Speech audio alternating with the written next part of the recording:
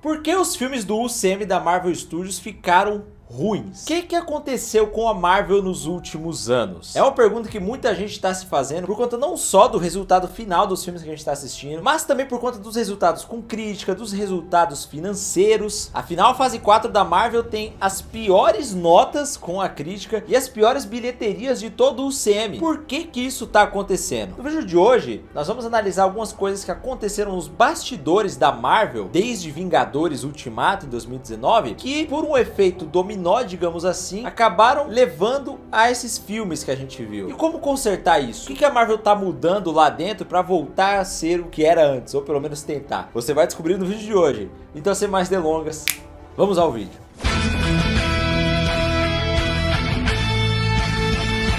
Olá, Heromaníacos! Tudo bom com vocês? Luiz Celari que fala, e como eu falei no início do vídeo com vocês, essa queda que a Marvel teve na qualidade dos filmes desde Vingadores Ultimato é notória. É claro que tem também a impressão dos fãs, né? Afinal, o que a gente viu em 2019 com Vingadores Ultimato foi o clímax da saga do infinito, de 10 anos de construção. Então, naturalmente, tudo que viesse na fase 4 dificilmente iria manter aquele nível, né? Uma queda já era esperada, afinal, a Marvel passaria por um período de reconstrução, iria construir uma nova saga, construir novos personagens para de novo chegar num clímax talvez até maior do que foi o Vingadores Ultimato. E por conta disso, eu acredito que os fãs foram até pacientes, tá ligado? Só que o grande motivo dessa queda que a Marvel teve nos últimos anos, de bilheteria, de crítica, de tudo, aconteceu dos bastidores. Tá zoando. Afinal, essa fase 4 da Marvel, além de trazer essa reconstrução do universo com novos personagens, também veio com um plano muito ambicioso, que foi, além de aumentar a quantidade de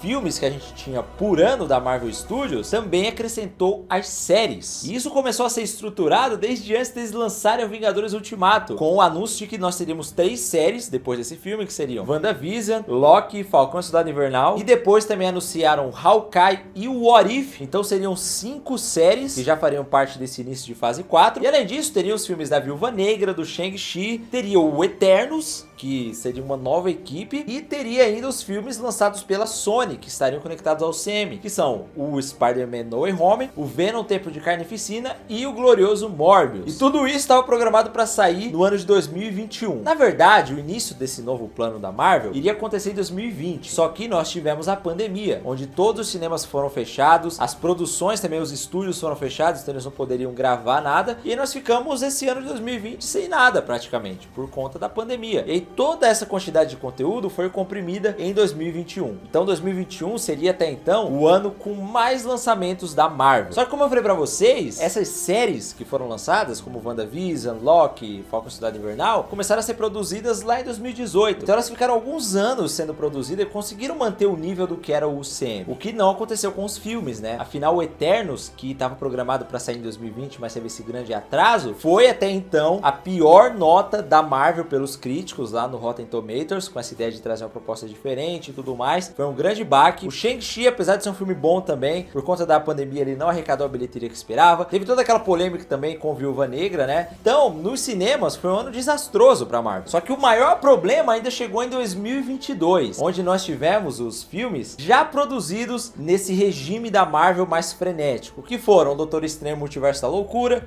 o Thor Amor e Trovão, Pantera Negra, o Wakanda Forever, que trouxe um grande desafio, que era fazer um filme do Pantera Negra após o falecimento trágico do Chadwick Boseman, e sem fazer o recast do ator, o que foi uma escolha corajosa da Marvel. E foram lançadas também séries de personagens novos que estavam sendo introduzidos no UCM, diferente das de 2021, que eram personagens que já faziam parte do universo. E aí nós tivemos a série do Cavaleiro da Lua, que não teve a nota que eles esperavam pela crítica, né? Teve Miss Marvel também, que apesar de ter uma nota muito boa, também não foi um grande sucesso de audiência. Teve She-Hulk, que foi cercada de polêmicas por conta da má qualidade do CGI. E ali foi quando acendeu um alerta vermelho no público, porque a gente percebeu que a Marvel que a gente estava vendo não era a mesma Marvel de até Vingadores Ultimato, que alguma coisa estava muito errada, porque os filmes não estavam mantendo o padrão de roteiro que a gente estava acostumado, o padrão de qualidade de efeitos visuais também. Isso começou a se refletir nas bilheterias, porque Doutor Estranho Multiverso da Loucura era um filme que a Marvel estava esperando muito dinheiro. Afinal, a Marvel está acostumada a fazer $1 bilhão com quase todos os filmes. Isso aconteceu com o Capitã Marvel, né? Foi o primeiro filme da personagem, já chegou nisso. Os filmes do Homem-Aranha também, o Spider-Man Far From Home bateu mais de 1 bilhão, No Way Home bateu 2 bilhões, e eles estavam vendendo ali o Multiverso da Loucura como sendo mais grandioso que o No Way Home, teria os Illuminati, teria todo mundo, seria o multiverso e tal. Só que os problemas que rolaram nos bastidores influenciaram totalmente a produção do filme. Afinal, ele foi um filme gravado durante a pandemia, que não trouxe sequências de luta que a galera esperava, não explorou o multiverso da forma que todo mundo esperava e que a Marvel vendeu pros fãs também, porque a gente tinha lá o Benedict Cumberbatch dando entrevista falando que seria o melhor filme do mundo, falando que o filme seria mais grandioso que o Spider-Man No Way Home, teria todo mundo, a Marvel não negou, né, porque cresceram rumores que teria o Tom Cruise como Homem de Ferro, teria a volta dos X-Men todos, teria isso, teria Tobey Maguire como Homem-Aranha, afinal Sam Raimi foi contratado como diretor, só que nada disso aconteceu. Eu continuo achando um filme bom, só que muito abaixo do que a Marvel estava vendendo. E o resultado foi que eles não faturaram o que estavam acostumados. Isso aconteceu com Thor, Amor e Trovão também, que foi massacrado pela crítica e não chegou nem perto do que eles esperavam faturar. Só que a coisa piorou ainda mais em 2023, com o início da fase 5. E aí, no meio de tudo isso, o que aconteceu? Nós tivemos o Kevin Feige, durante a San Diego Comic Con, percebendo que a galera já não estava mais se interessando tanto assim pelas produções da Marvel Studios, e aí ele decide anunciar que vai ter mais filme dos Vingadores, que é pra galera ficar interessada em assistir. Ele fala, ó, é o seguinte, gente, vou falar pra vocês como termina tudo isso, ó. Tem Vingadores Dinastia de Kang e Vingadores Guerras Secretas, ó. Vingadores, Guerras Secretas, vai ter reboot, vai voltar todo mundo. Então assistam esses filmes que a gente tá lançando até lá, porque vão ser importantes. Esse foi o recado que ele deu. E aí, ele já cria uma grande expectativa pro público para o Homem-Formiga Quantumania. Porque ele diz ali, ó, o Quantumania vai abrir a fase 5 e vai ter a primeira aparição do Kang, que vai ser o grande vilão lá dos últimos filmes dos Vingadores. Então, se você quiser entender tudo isso, você vai ter que ver o Quantumania. Então assistam, porque vai ser um filme importante. Vai ter todas essas obras aqui depois, anunciou mais um monte de série, mais um monte de filme, vai chegar lá, vai ter Quarteto Fantástico, vai ter Deadpool, então vocês têm que assistir o Quantumania, que vai ser importante. E aí ele lança o Quantumania, e aí o Quantumania é aquilo lá que a gente vê, né? Tem muitos problemas no roteiro também, foi massacrado pela crítica, lá no Rotten Tomatoes tá 44%, o selinho de tomate podre ali, a mesma nota do Eternos inclusive. Então esse filme que seria tão importante, tá com a pior nota de todos os filmes do Semi.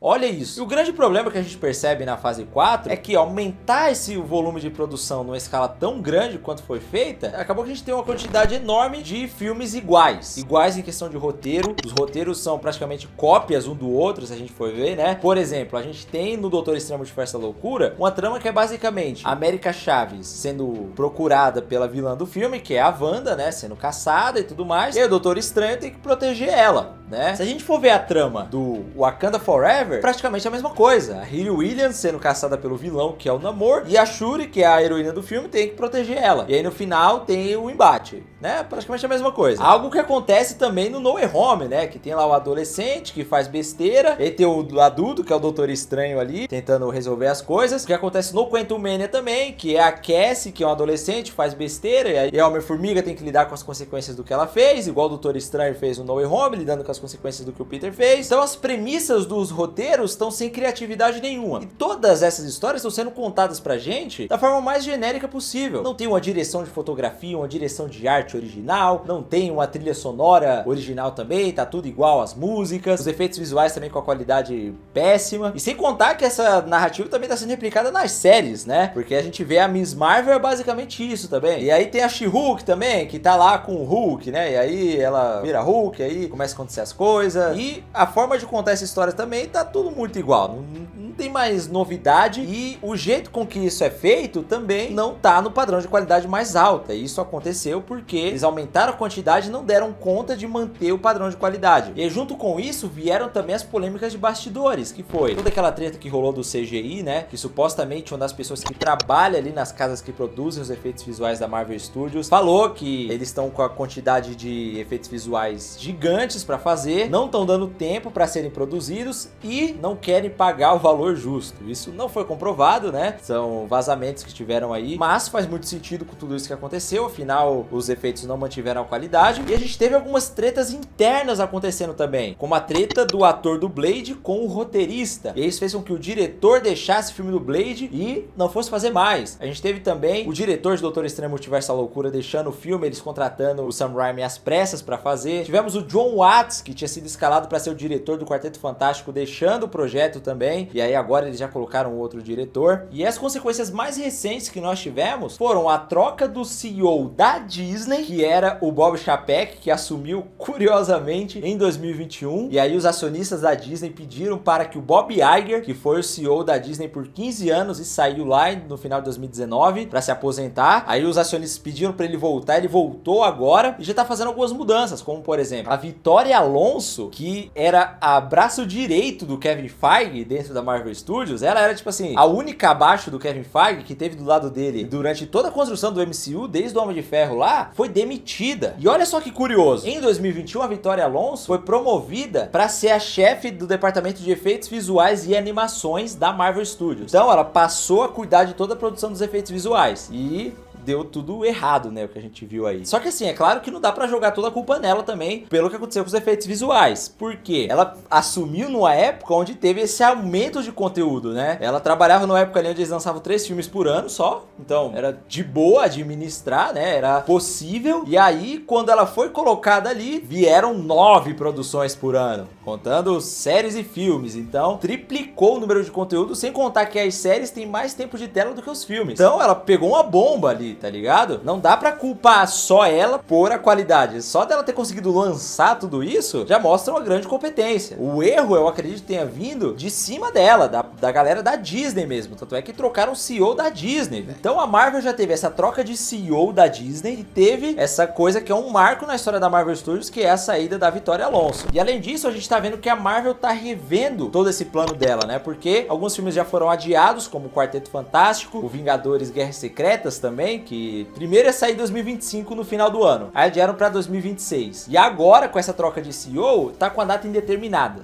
Teve um vazamento de um plano lá no Reddit, né, que diz que, eles vão, além de dividir o Guerras Secretas em 2 partes, vem lá pra 2027, 2028. Então a Marvel já percebeu que é impossível manter a qualidade com essa quantidade de produções. Porque assim, a gente sabe, né, que a ideia deles aumentando essa quantidade era não só lucrar mais, afinal seriam mais produções, seria mais filme no cinema, seria mais bilheteria. Já pensou se com essa quantidade gigante eles lucrassem 1 bilhão, que era o que eles estavam faturando? Não era o lucro total, né? Era a bilheteria, porque tirou o preço dos custos ali. Mas enfim, já pensou se com essa quantidade de filmes eles ganhassem a mesma coisa que eles ganhavam soltando menos? Então, a ideia era aumentar o lucro realmente. Só que da forma que isso foi feito, não foi possível. Eles estão perdendo dinheiro, porque estão gastando com mais produções e o retorno está sendo menor. Provavelmente eles esperavam também vender mais merchandising, que é, na verdade, a essência, né, dessa indústria, que é fazer os filmes pra galera ser fã, e aí eles vão vender produto de todo tipo possível. Lá nos Estados Unidos isso é muito forte. É brinquedo, é roupa, é comida, enfim, tudo. Tem tudo lá dos super-heróis. Então teriam mais personagens que a galera ia querer comprar mais. Então isso aumenta mais o faturamento deles. Licenciamento em parque, enfim, toda a cadeia de faturamento que envolve essa indústria. Eles esperavam faturar mais. Só que se os filmes não são bons como eram antes, a galera não vai ser fã como era antes. E se não for fã como era antes, vão comprar menos. E se comprar menos é prejuízo, porque eles produziram lá. Então, eles estão vendo que o coração do negócio é ter filmes bem feitos, para eles lucrarem com bilheteria, lucrarem com assinatura, lucrarem com venda e com tudo que eles lucram. Então precisa acertar isso. E aparentemente a Marvel e a Disney já estão trabalhando nisso, entendeu? Então, unindo tudo isso, eu acredito que esses tenham sido os motivos para os filmes e séries da Marvel terem caído a qualidade, né? Terem ficado ruins, digamos assim. E a gente espera que com essas mudanças volte a ser o que era, ou pelo menos melhore do que tá, né? Vamos torcer para isso acontecer. Comenta aqui embaixo o que você acha de tudo isso e manda esse vídeo para seus amigos que são fãs da Marvel, fãs da DC, fãs de super-heróis, entenderem tudo isso que aconteceu, né? Afinal, é importante entender porque que a gente viu aquele MODOK ridículo nos filmes, entendeu? Tá explicado, é isso. Então, manda esse vídeo pros seus amigos entenderem, se inscreve no canal, que é muito importante para receber todos os vídeos. E é isso. Muito obrigado por ter assistido até aqui. Um beijo e até a próxima.